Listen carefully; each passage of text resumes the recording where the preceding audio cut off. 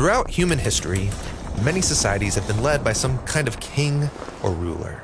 And when that king dies, he passes down his power and inheritance to his firstborn son. This is often called the right of the firstborn, or the birthright. And this practice wasn't just for kings, but also for families. Yeah, fathers would pass on their authority to the firstborn as the rightful heir of the family estate. Now, the Bible came into existence in a culture where the right of the firstborn was normal and taken for granted. But, interestingly, in the story of the Bible, God consistently overturns this cultural norm. Really?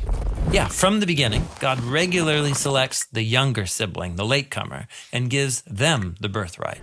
For example, in the story of the first two brothers, God elevates the second-born, Abel, over Cain, his firstborn brother. Oh, right. And later, God says that the blessing and the inheritance will go to Isaac, Abraham's second-born, instead of Ishmael, his first. And then when Isaac has two sons, God promises that the younger one, Jacob, will have authority over his older brother Esau and inherit God's blessing. I'm seeing a clear pattern.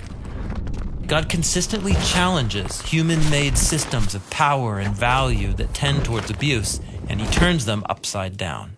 But this doesn't end all the conflict in the Bible. Often, the older sibling is furious about being passed up. True. And just as often, the younger sibling who gets the birthright abuses their power too. In fact, almost all the wars and conflicts in the Bible are framed as sibling rivalries. So whether the older or the younger gets the authority, the human family is stuck in a never-ending sibling rivalry over who gets to be first. And so here we have to turn to the story of Jesus. His earliest followers called him the firstborn of all creation. The firstborn of creation. What does that mean?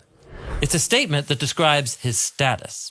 In the New Testament, Jesus is portrayed as God become human, the eternal Son of God who brought creation into being and has all authority.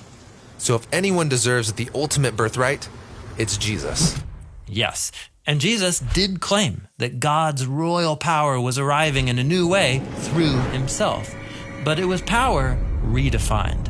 Yeah, Jesus said that if you want to be first, you need to become last. And he said that people with real authority are those who serve. In fact, this redefinition of power is explored in an early Christian poem about Jesus.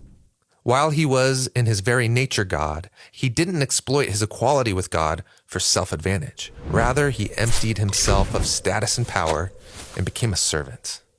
Jesus joined the poor and served them. And instead of fighting his rivals, he served them too. Jesus showed that true power is displayed through self-giving love.